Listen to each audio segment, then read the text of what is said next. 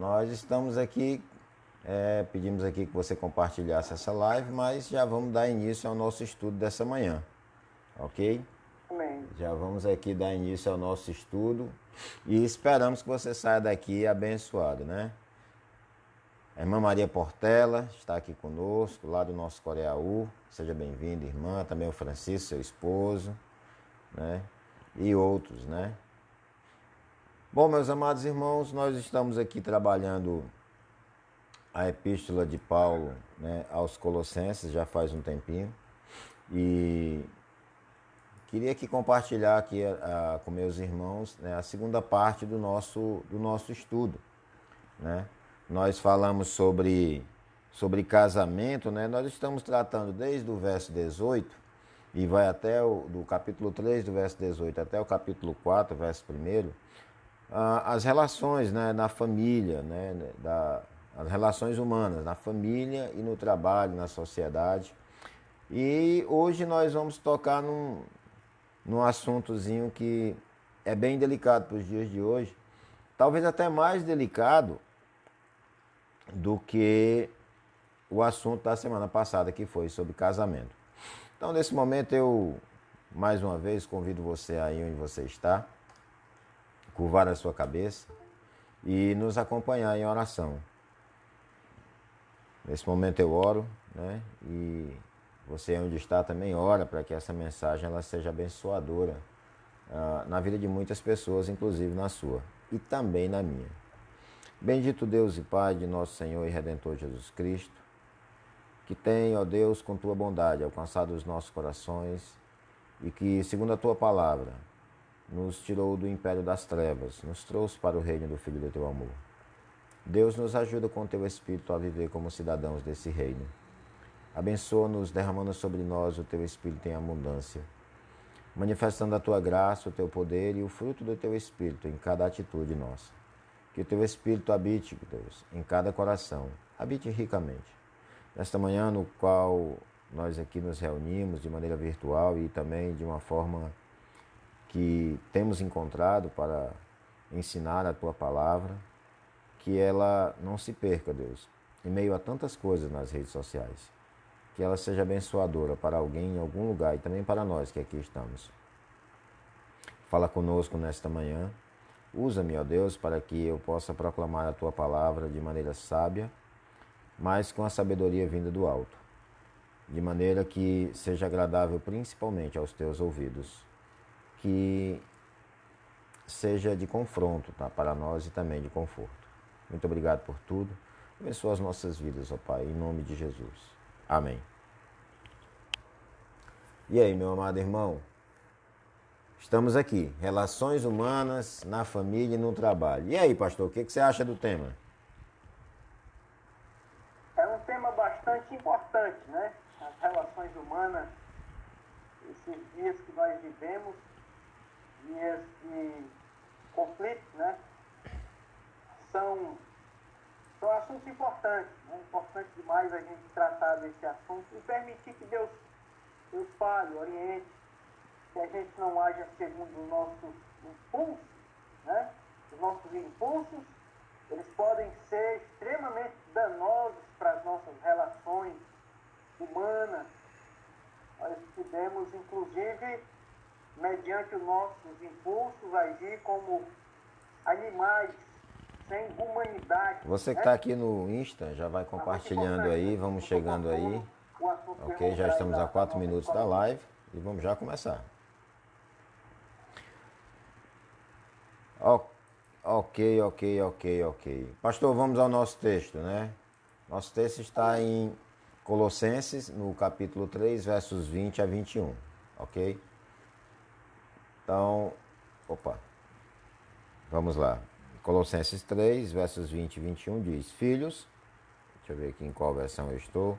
Filhos, em tudo obedecei a vossos pais, pois fazê-lo é grato diante do Senhor. Pais, não irriteis os vossos filhos, para que não fiquem desanimados. Meus irmãos, o texto é esse, bem curto, bem simples, né? Mas bem direto. Dois versos aqui que nos chamam a atenção. E eu queria tratar com vocês alguns princípios, né, de Deus para o relacionamento entre pais e filhos. E está aqui nesses 2 versos. Ele, o nosso Deus, ele tem princípios importantes para nos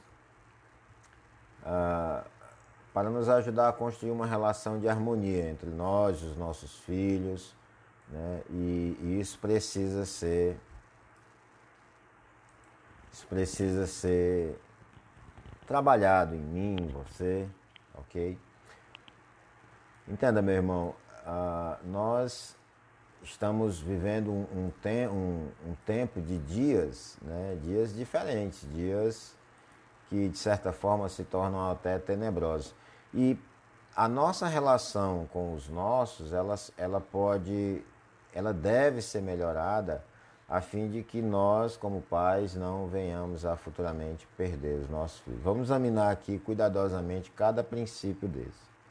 Então, eu começo aqui no verso 20 e colocando aqui a obediência dos filhos aos pais. O verso 20 diz: Filhos, em tudo obedecei aos vossos pais, pois fazê-lo é grato diante do Senhor.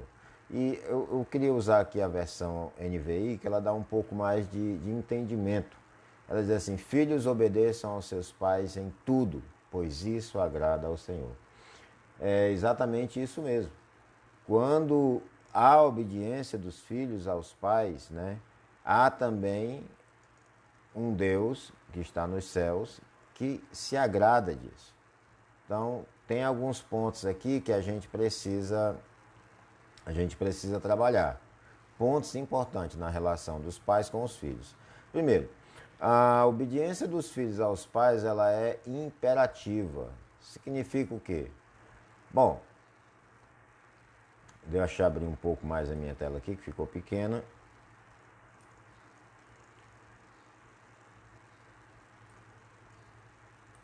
E aí os irmãos que estão botando mensagem, eu não vou ter mais condições de estar colocando aqui na tela.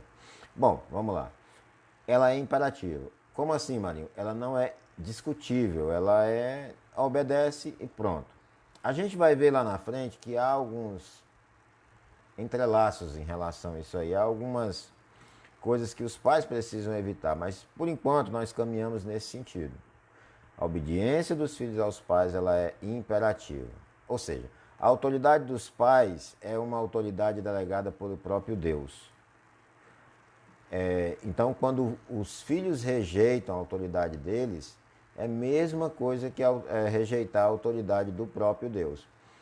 Entenda, meu irmão, a rebeldia ou desobediência aos pais é um grave pecado que traz consequências muito graves aos desobedientes, aos infratores. Ela é comparado ao pecado da feitiçaria. Então, não é uma coisa tão simples.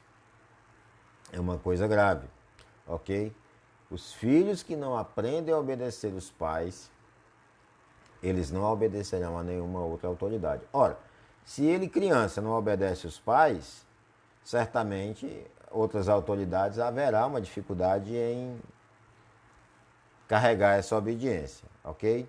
A desobediência aos pais é um sinal de decadência, como está lá em Romanos, no capítulo 1, e lá no finalzinho, o verso 30, né? Abrindo aqui o texto para nós termos um entendimento mais claro, diz assim: caluniadores, aborrecidos de Deus, insolentes, soberbos, presunçosos, inventores de males e desobedientes aos pais.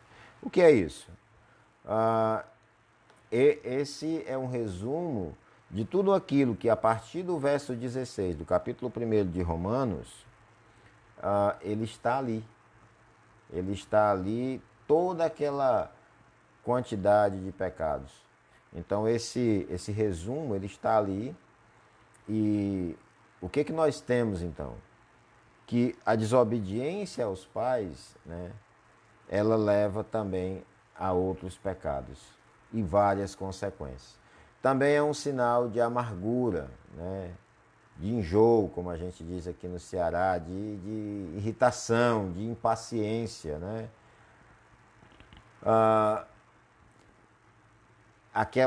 aquele atrito por ações de impaciência, palavras ditas sem ser pensadas, sem pensar nas consequências. Meu irmão, se o amor está ausente, a submissão não estará presente por causa dessa perpétua irritação. Então, esses são alguns pontos, né, relativos a esse imperativo de obediência aos pais. Né?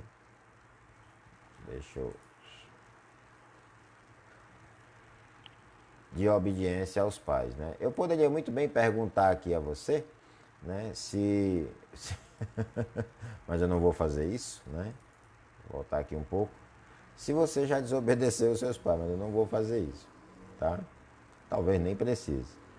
Bom, mas eu queria trazer para vocês algumas consequências disso. Por exemplo, os filhos que não aprendem a obedecer aos pais não obedecerão nenhuma outra autoridade. Nós já falamos um pouco sobre isso. A desobediência aos pais é um sinal da decadência do mundo. Ou seja, em tudo aquilo que está lá em Romanos, no capítulo 1 do capítulo 1, 16 até o final, aquela decadência, até mesmo a questão moral, a questão sexual, ela está englobada nessa questão da desobediência aos pais, ok? E também é um sinal do fim do mundo, né? No texto de 2 a Timóteo, no capítulo 3, né? 2 Timóteo, no capítulo 3, versos 1 a 5, eu vou ler rapidamente aqui para você entender aqui. 2 Timóteo 3, 1 a 5 diz: Sabe, porém, isto, nos últimos dias sobrevirão tempos difíceis. Pois os homens serão egoístas, avarentos, jactanciosos, arrogantes, blasfemadores, desobedientes aos pais, ingratos, irreverentes, desafeiçoados, implacáveis, caluniadores, sem domínio de si, cruéis, inimigos do bem, traidores, atrevidos, enfatuados, mais amigos do prazer do que amigos de Deus. Tendo forma de piedade, negando-lhe, entretanto, poder. E aí Paulo dá um conselho, né, a Timóteo: foge também desses. Foge desses que agem dessa maneira. Às vezes dentro da sua casa, às vezes ali junto com você, ali pertinho, o seu filho. Ele está trazendo para dentro de casa, né? Ou está andando com amizades que Paulo diz assim: as más conversações corrompem os bons costumes. Então, meu amado, minha amada, esse texto nos dá um vislumbre do que está acontecendo no momento. Então, essa desobediência, né, ela é um sinal do fim do mundo. A força de uma nação deriva de lares, da integridade dos seus lares. Eu vou dizer isso de novo. A força de uma nação, de um país, ela é maior, ela é melhor quando, dentro dos lares dessa nação, nós temos a integridade sem ser destruída. Eu queria falar um pouco sobre isso e dizer para você o seguinte: por que é que você acha que há uma luta tão grande pela destruição da família? Você acha que é aleatório? Você acha que essa batalha ela é da direita contra a esquerda, de conservadores contra liberais, e aí vai, e aí vai, e aí vai? Não. Essa é uma batalha de trevas, meu irmão. Essa é uma luta de trevas. Trevas que tentam prevalecer sobre a luz. E a única maneira que as trevas podem prevalecer sobre a luz é se elas dissiparem, apagar a luz. Então, que a luz que brilha em ti, meu irmão, não se torne trevas, porque se tornarem, grandes trevas serão. Há uma necessidade imensa de nós estarmos cuidando das nossas casas, dos nossos lares, dos nossos filhos, da nossa geração, para que, diante de Deus, essa geração possa, quem sabe assim, transformar a próxima geração da sociedade. São dias tenebrosos. Agora, voltando aqui exclusivamente, né, saindo um pouco do contexto família, onde nós entendemos que a destruição da família é parte de uma agenda diabólica, eu queria voltar para os filhos. O filho que não aprende a obedecer aos pais dificilmente se sujeitará a alguma autoridade quando adulto. afrontará professores, a polícia, os patrões, qualquer pessoa que tente exercer autoridade sobre ele. E o colapso da autoridade em nossa sociedade reflete o colapso no lar. Essa frase que eu li agora é de Warren Wiersbe. Então, meu irmão, entenda, deixa eu explicar uma coisa para você. Toda autoridade ela é constituída por Deus. E desobedecer às autoridades constitui um grande problema para quem a desobedece. Começando pelos filhos, a gente vai parar isso aonde? Então, eu queria partir aqui para outro ponto, que é a obediência dos filhos aos pais, ela é abrangente. A obediência dos filhos aos pais deve ser integral, alegre e voluntária. Integral, alegre e voluntária. Obediência parcial pouco difere da desobediência. E desobediência, meu irmão, é rebelião. Desobediência é rebelião. Então pense, quando você estiver desobedecendo aos seus pais, né, afrontando os seus pais, você está em rebelião. Essa rebelião ela não é apenas contra Deus. Perdão, contra os pais, mas contra Deus. Filhos, os filhos precisam obedecer em tudo, não apenas naquilo que lhe dá prazer. Pois é, porque tem filhos que obedecem, mas obedecem fazendo aquilo que eles fariam, mesmo se o pai não mandasse. Muitos filhos, né? Eu queria que você guardasse essa fala. Muitos filhos seriam poupados de dores, lágrimas e perdas irrecuperáveis se tivessem obedecido aos seus pais. Meus amados irmãos, os tempos modernos colocam a família um contra o outro.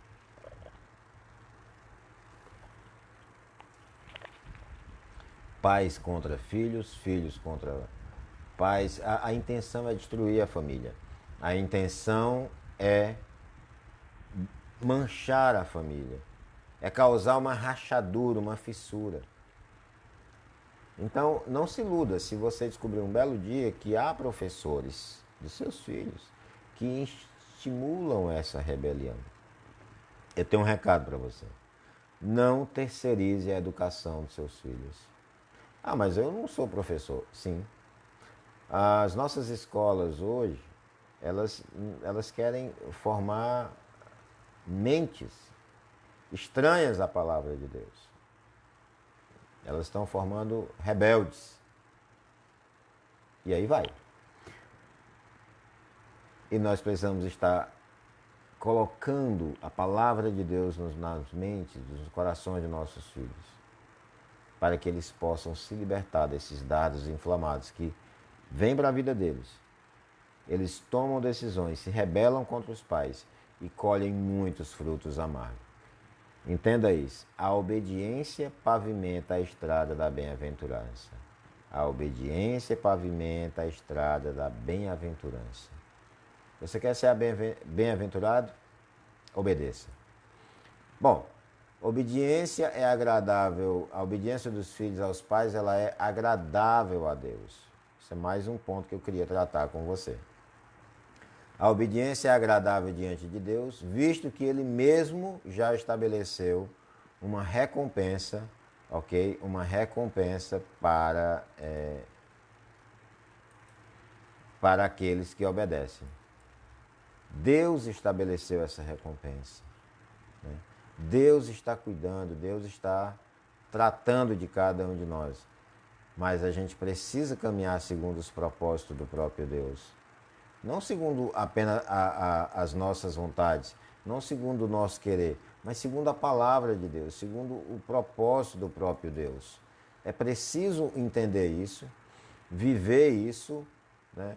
Viver isso e ensinar isso para os nossos filhos.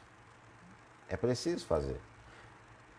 Fazê-los entender que essa obediência ela traz benefícios para ele, para a vida dele.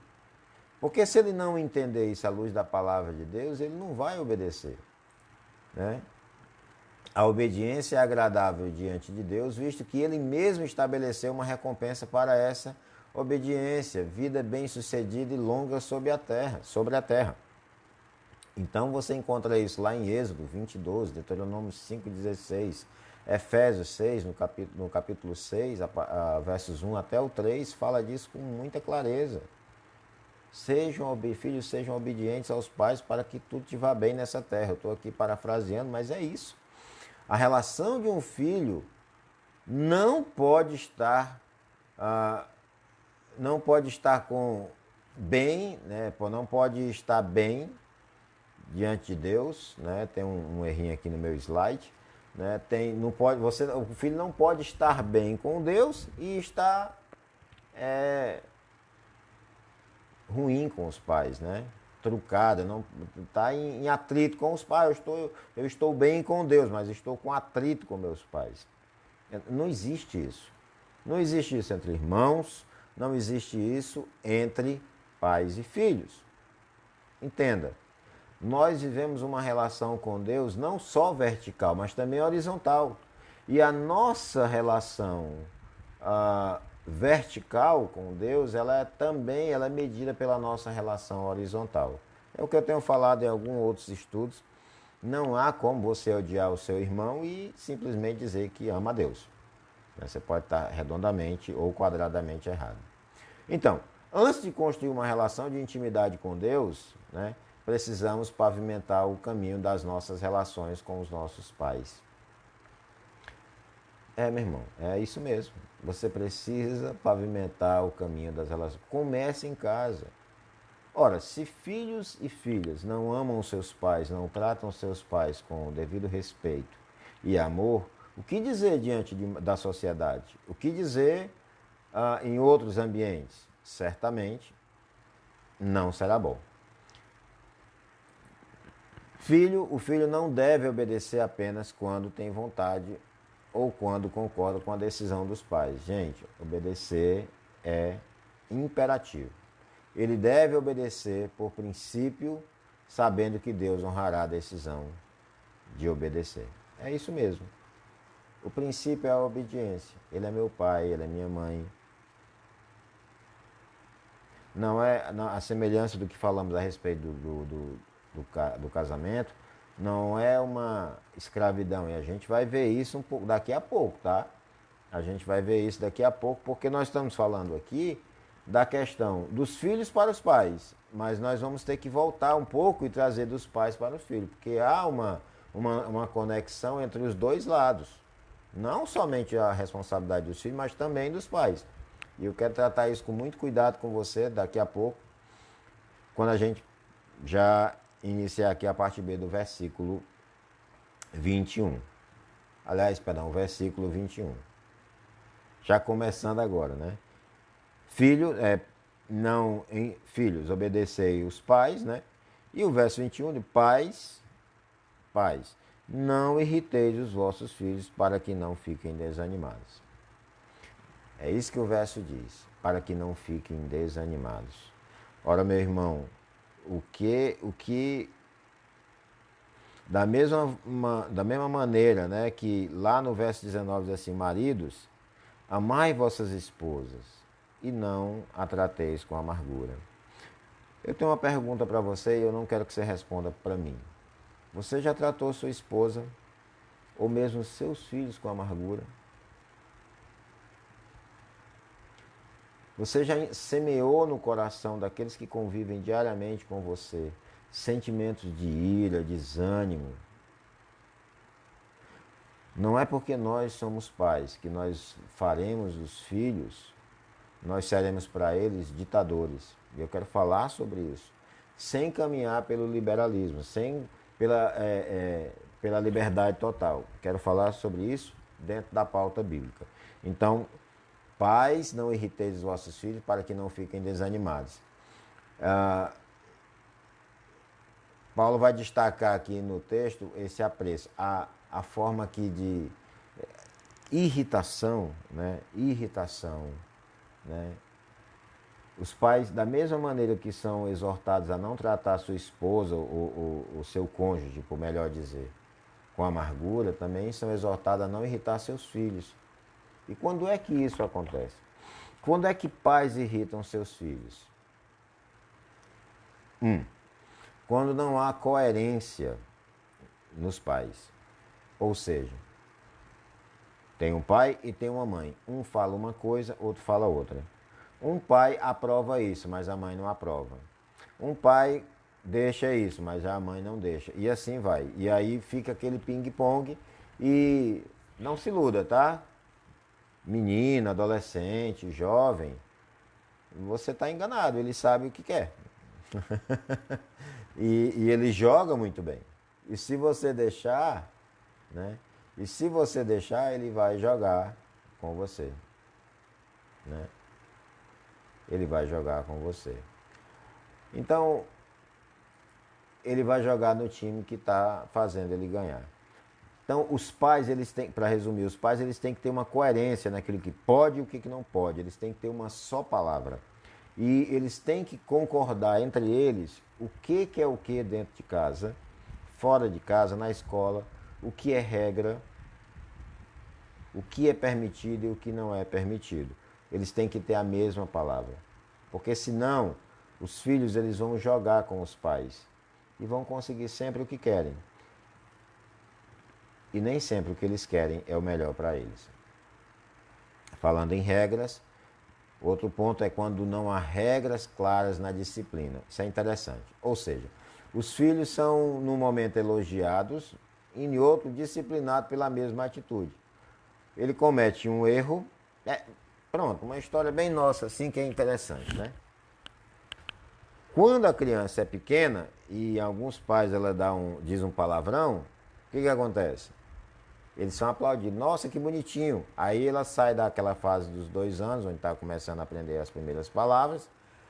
Aí vai para aquela fase dos 7, 8, 10, 12 anos, até os 14, 15, às vezes até os 17. Alguns chamam de pré-adolescência, outros depois dos 10, obviamente, né? Outros chamam de aborrecência. Mas o que acontece? Coisas que foram elogiadas naquele primeiro momento, elas estão lá na mente. E eles vão repetir essas coisas no futuro. Só que aí elas já vão ser disciplinadas. Então, meu irmão, mantenha um padrão de educação dentro da sua casa, pautado na palavra de Deus. O que pode, pode, e o que não pode, não pode, independente da idade. De cedo, nós temos que repreender. E quanto mais repreendemos, e quanto mais, agora falando como pai, né? E quanto mais exortamos, sem humilhar, e a gente vai já falar sobre isso, mas temos a possibilidade de fazer com que eles se percam e se tornem desobedientes, ok? Quando não há diálogo, né? Nós sabemos, né? Davi, embora tenha sido um exemplo de rei, mas foi um fracasso total como pai. Por vários aspectos, inclusive o aspecto do exemplo. E o caso de Absalão, né, Amnon violentou a sua irmã Tamar, Davi não tomou providência e a palavra, né, a lei mandava que Amnon fosse morto. É isso que a lei manda, quem violentar uma mulher, né, sem a autorização. Vivendo dentro de casa com um amigo mala, ali, na corte ali, dando mau conselho, né, dando mau conselho, vivendo ali, faz uma trama para violentar a sua irmã, e aí o que acontece? Desonra a irmã. Absalão semeou ódio pelo seu meio-irmão, até o ponto de matá-lo. E Davi não tomou providência. Absalão matou o seu irmão. Agora Davi toma providência. Absalão foge. Depois de um tempo pede para voltar. Quando ele volta, o rei trata ele com indiferença. O rei trata ele com descaso. O rei deixa ele voltar, parece que para humilhá-lo mais ainda. E o que acontece? O coração de Aminon começa a se voltar contra o seu próprio pai. E a semelhança do seu irmão e também do seu pai, que adulterou com a mulher de um dos seus generais. Ele se deita com as concubinas do seu pai. Depois ele inicia uma perseguição ao seu pai. Ele tenta matar o seu pai. Até o ponto que, numa perseguição, Absalão é morto. E aí sim, Davi vai chorar. Mas vai chorar tarde. Quando não há mais jeito. Quando não tem mais espaço. Contrariando aquilo que, quando o seu primeiro filho com Batseba morreu, do qual, quando a criança morreu, ele parou de jejuar, parou de orar e foi se alimentar, recobrar suas forças, ele agora entra no desespero. Mas enquanto estava vivo, ele o tratou com indiferença. Ele o desprezou.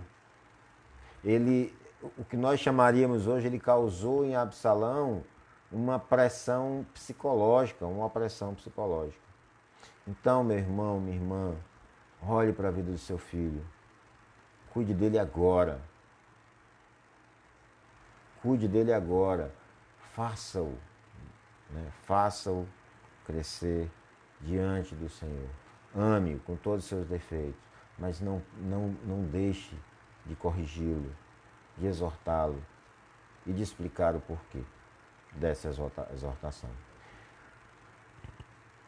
Em segundo lugar, meu irmão, ainda no verso 21, a comunicação dos pais com os filhos. Isso é muito importante mesmo. Porque muitos pais deixam de se comunicar com os filhos. Deixam de se comunicar. Quando há... Perdão, ainda estamos no segundo ponto, né? Porque continua aqui, eu tinha me esquecido. Mas seria, no caso aqui, o quarto item. Quando há injustiça ou excessiva severidade. Severo demais ou injusto. Há uma contradição de termo. Porque eu queria só voltar um pouco aqui para a gente entender que a pergunta aqui, né? A forma da irritação, né? A forma da irritação. Os pais exortados a não irritar seus filhos. E eu estou passando para você aqui quando é que isso acontece. Então eu falei 3 pontos, contei no terceiro, falei a história de Absalão. E aqui no quarto, tá? Quando há injustiça ou excessiva severidade. E agora o quinto, quando os pais não têm tempo para ouvir, orientar e ajudar seus filhos em suas necessidades. Pais, nós estamos num momento de quarentena, o maior relato que tem são de pais e mães que não conseguem sequer ensinar as tarefas aos filhos. Imagina o diálogo de tudo isso. Então, esteja pronto para ouvir os seus filhos, orientá-los, ajudá-los em todas as suas necessidades. Torne-se amigo dos seus filhos, né? Tem um radialista aqui na minha cidade, na cidade de Sobral, que ele diz uma frase que eu acho muito interessante. Ele diz: torne-se amigo do seu filho antes que ele vire amigo de um traficante. E é interessante isso porque é uma realidade. Muitos pais são pais, mas não são amigos. E quando eu falo em amizade com os filhos, eu não estou falando daquela amizade que é retratada numa certa novela de uma certa emissora que tem como símbolo uma TV dentro de uma bola, né? E aquela maldita novela chamada Malhação, né? Eu acho que ela foi criada para destruir a família mesmo. Todas elas, mas aquela dali principalmente. E se você observar, eu espero que você não observe, né, porque não faz sentido, né, crente está assistindo novela, né? Principalmente com o conteúdo que é passado hoje. Mas se você observar, entra novela e sai novela, entra ano e sai ano. A Malhação tem mais de 20 anos que está no ar. Se você parar, que eu espero que não, eu não vá lá assistir não. Mas eu me lembro, ainda quando incrédulo, quando tinha flashes, né, daquele momento ali, e via ali o que estava acontecendo, o que se observa? Filho desobediente aos pais, pais, uns banana, que para ter a amizade dos filhos, eles são permissivos, para poder não entrar em conflito. Ah, meu irmão, você me desculpa, mas você tem que entrar em conflito mesmo. Se você não entrar em conflito, você vai acabar perdendo o seu filho. Se não perder para um traficante, perde para as filosofias erradas que estão aí.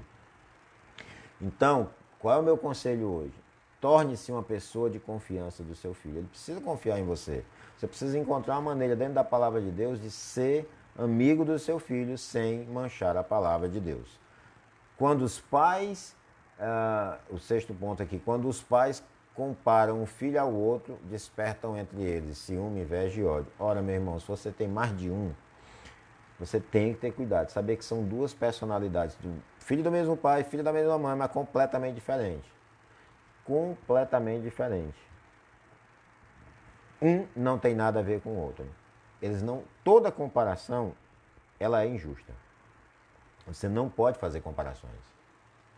Então, não faça comparação, porque são personalidades diferentes. Então, não faça isso. Trabalhe para que eles sejam irmãos. Respeite as personalidades de cada um e exorte dentro dos seus pecados. Mas não compare, nunca compare um filho com o outro. Outro ponto, quando pai e mãe entram em conflito acerca da maneira de orientar os filhos. Isso aqui está ligado àquilo que eu falei lá no princípio. Primeiro, vocês entrem em acordo sobre a educação dos filhos. Essa educação ela tem que ser pautada na palavra de Deus. E esse acordo firmado, papai e mamãe, mantenha.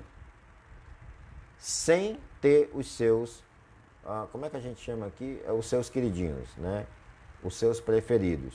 Aqui anteriormente, não pode comparar.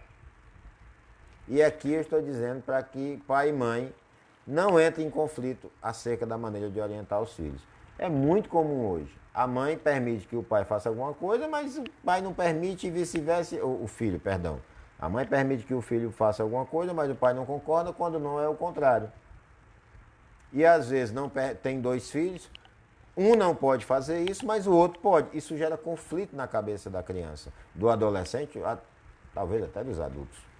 Então, os pais e as mães têm que ter uma orientação clara de como trabalhar, né, essa orientação aos filhos. Tem que estar claro nas suas decisões. 8. Quando os pais são permissivos ou duros demais com os filhos. Gente, nem 8 nem 80. Nem permissividade, nem dureza demais. Né? Aquela história, por que não, porque sim não é resposta, porque não é resposta. Por que eu não posso fazer isso? Por que não? Porque não é resposta. Por que eu não posso fazer isso? Quando seu filho lhe perguntar isso, explique. E de preferência, à luz da palavra de Deus, o porquê não. E às vezes até as consequências de se fazer isso. Né? Quando, na minha época, a gente dizia assim, mas todo mundo vai, né? Todo mundo faz. E sempre que a gente escutava, mas você não é todo mundo. Se você não é todo mundo, então você não vai fazer. Mas às vezes carece de uma explicação melhor. Às vezes carece de o porquê não pode, ou às vezes até o porquê pode. Outro é quando os pais brigam o tempo todo ou desfazem os laços do casamento pelo divórcio. Meu irmão, essa é a parte mais trágica. Essa é a parte mais doente, essa é a parte mais perigosa. Essa é a parte realmente que destrói. E eu queria lhe chamar a atenção. Evite brigar na frente dos seus filhos, principalmente se o assunto for relacionado a eles.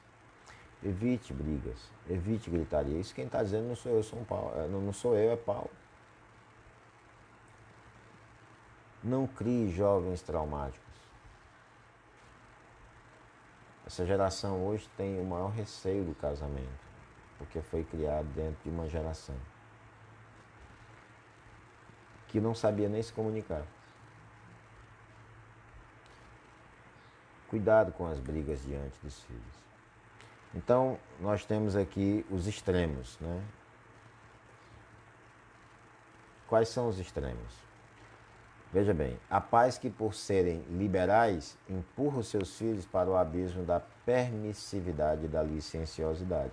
Tem pai liberal demais que não vê problema em um filho adolescente passar uma semana dormindo com a namorada ou o namorado.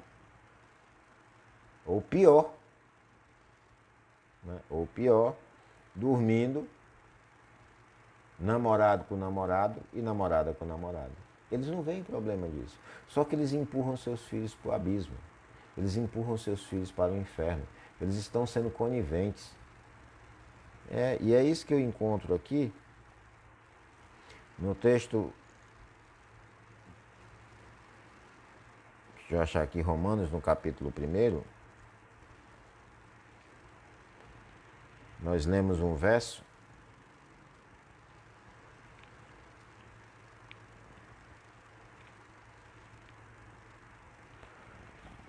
E eu falei muito a respeito do verso do capítulo 1, a partir do verso 16 de Romanos.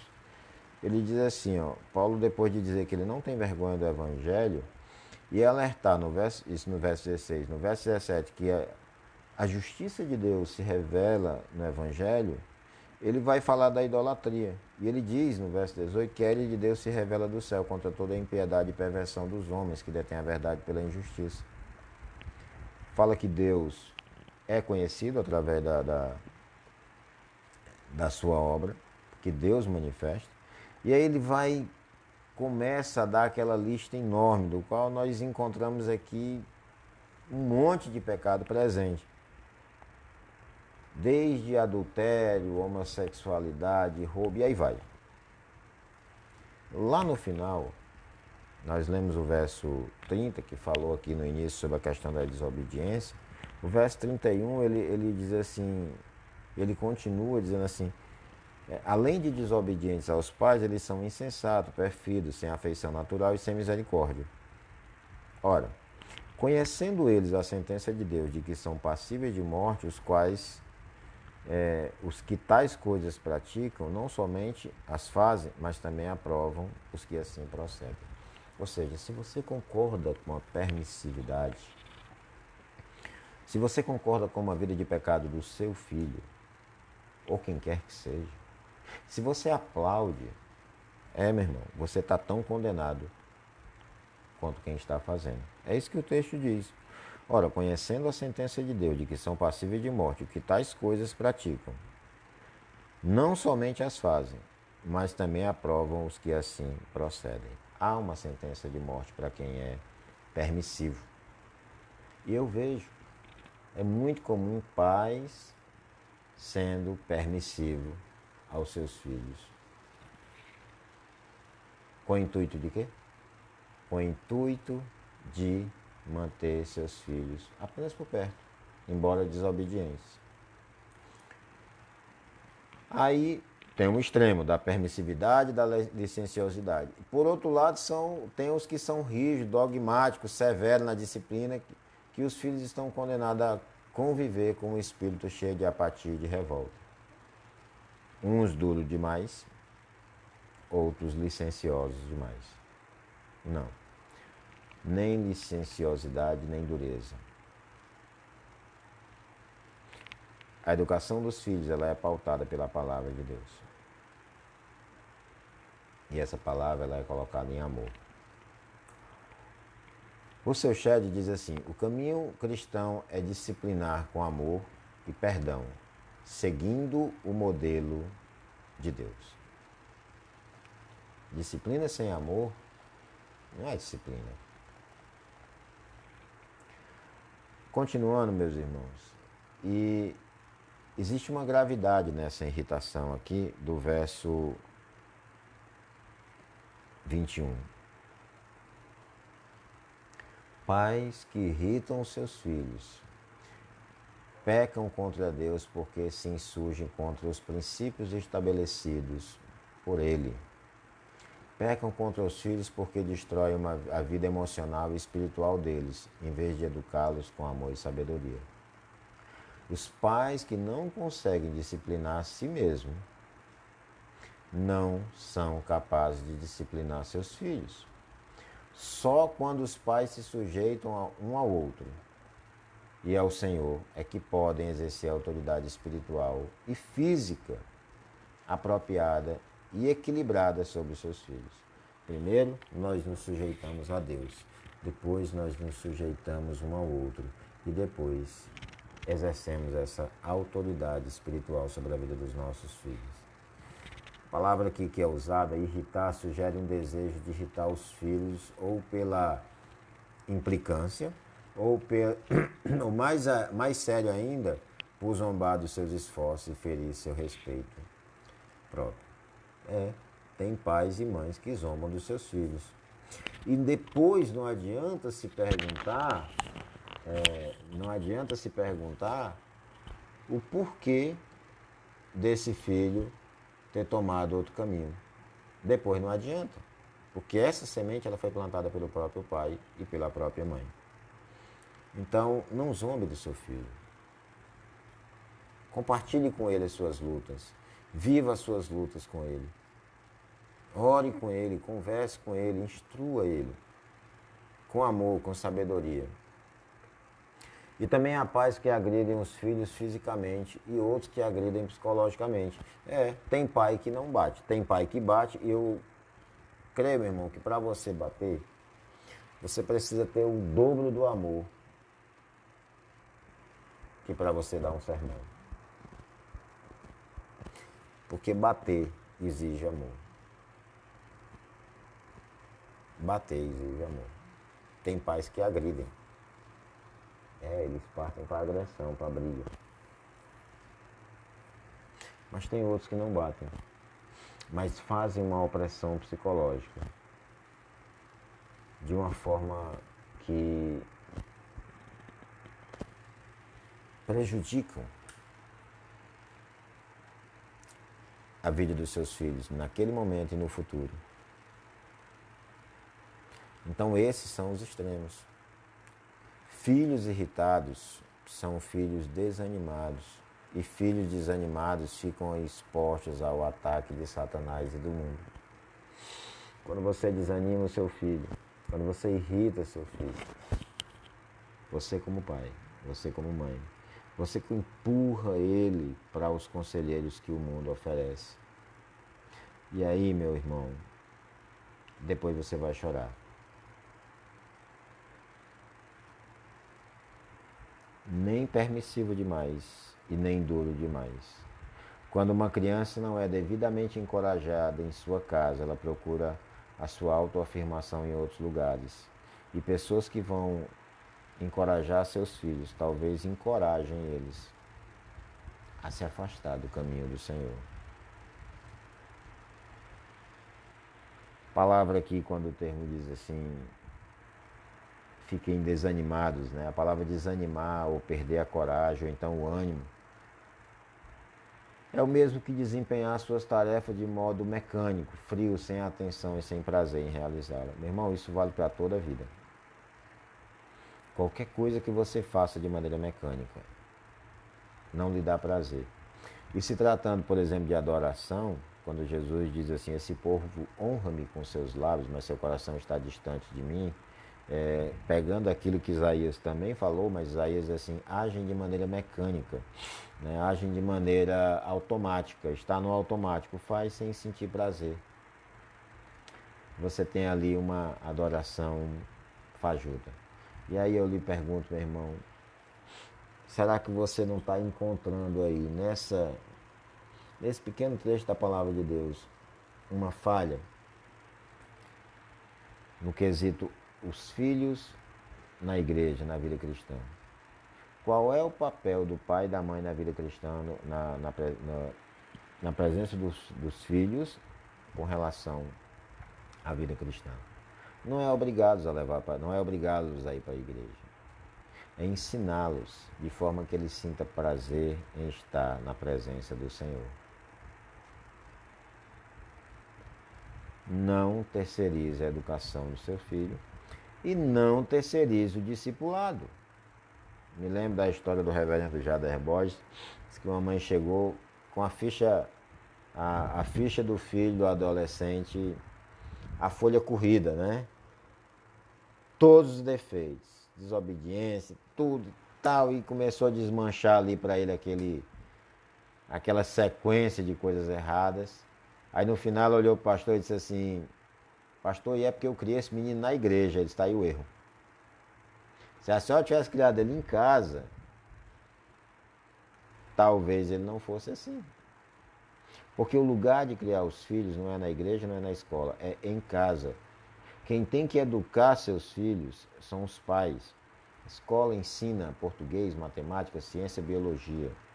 Quem tem que imprimir caráter nos seus filhos é você, pai e mãe. Lembrando que boa parte do caráter deles está ligado ao seu próprio caráter, aquilo que ele vê de você.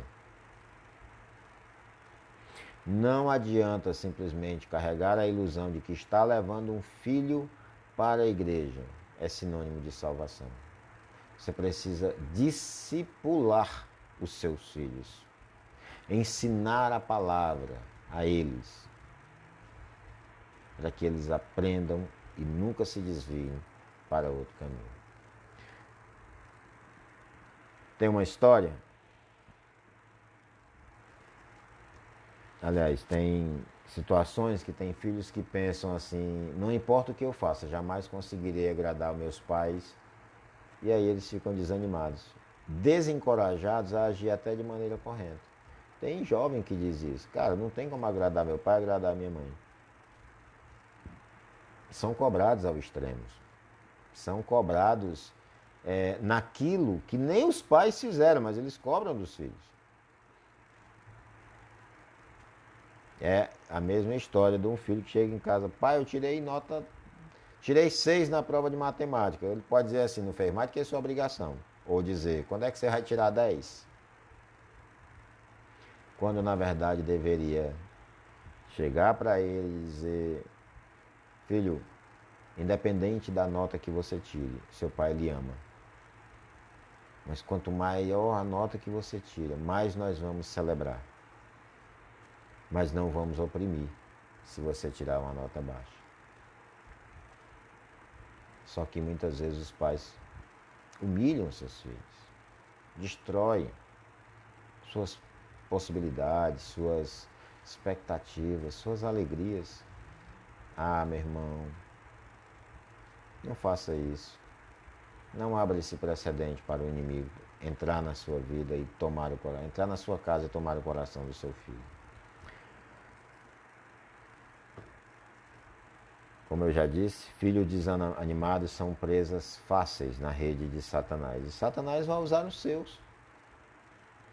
Assim como ele usou Jonadab para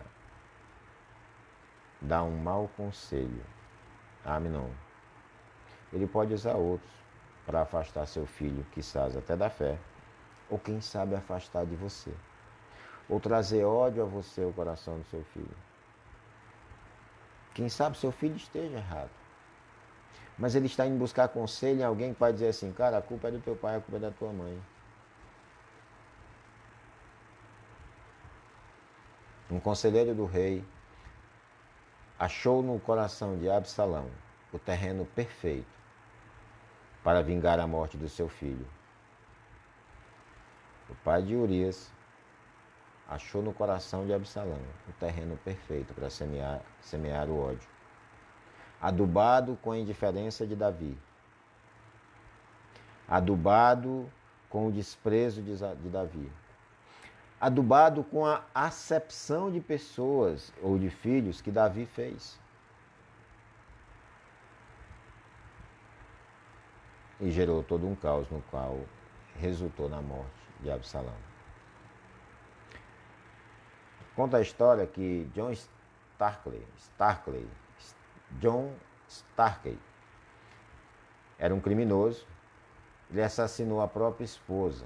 Ele foi preso e executado. E pediram ao general William Buck, fundador do Exército da Salvação, para fazer o ofício fúnebre. E ele, olhando aquela triste multidão, disse: John Starkey jamais teve uma mãe de oração.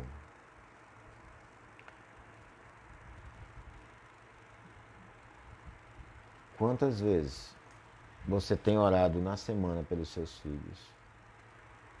Quantas vezes você tem orado com os seus filhos? Será que a responsabilidade é só de Deus? Não desista de orar, minha irmã, meu irmão. Não desista de orar. Se seu filho está afastado da fé, não desista de orar. É possível que você feche os seus olhos nesta terra e não o veja convertido. Mas se ele estiver nos planos de Deus, com o nome escrito no livro da vida, vocês se encontrarão lá no céu. E talvez você possa dizer para ele: filho, eu orei por você até o dia da minha morte. A palavra de Deus diz que muito pode a súplica do justo em sua eficácia. Nas nossas orações, muitas vezes, nós lembramos de muita coisa, mas esquecemos de muita gente. Queria concluir aqui e aplicar esse texto.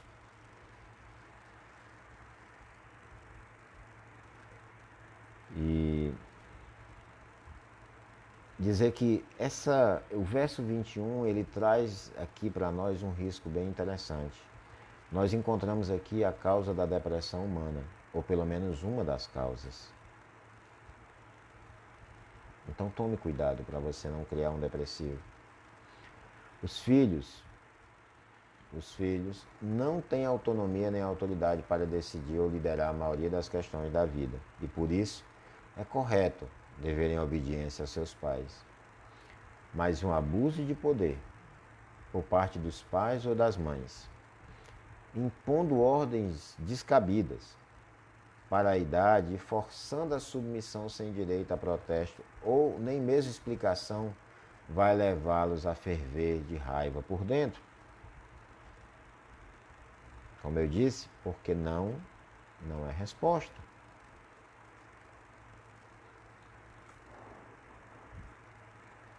Não podemos, meu irmão, expressar sentimentos e percebendo que não tem, não podendo esses filhos expressar seus sentimentos e percebendo que não terão nenhuma chance de mudar ou modificar as decisões de seus pais, o que acontece? Com o tempo, isso vai levar os filhos e filhas a desistirem, desanimarem na vida e se sentirem sem valor e sem perspectiva própria, o que poderá instalar um quadro de depressão. A recomendação aos pais,